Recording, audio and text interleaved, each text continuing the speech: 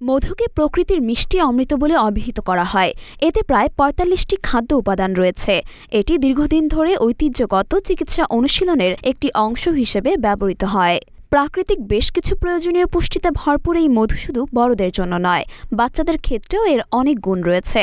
১ বছরের বেশি বয়সী বাচ্চার সামান্য অসুখের টোটকা হিসেবে এটি ব্যবহার করা যেতে পারে।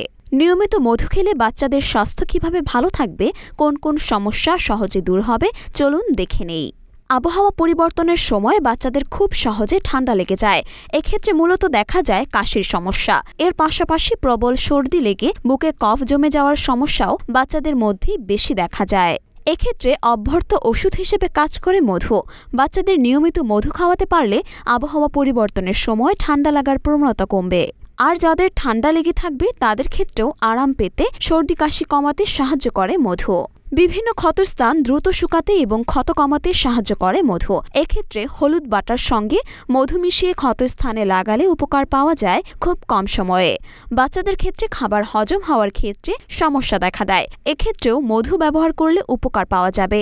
নিয়মিত অল্প পরিমাণে মধু খাওয়াতে পারেন বাচ্চাদের। ডায়রিয়া, কোষ্ঠকাঠিন্য, বদহজম, অ্যাসিডিটি এইসব সমস্যা দূর করতে সাহায্য করে মধু। মরিয়ম মিম, ঢাকা পোস্ট।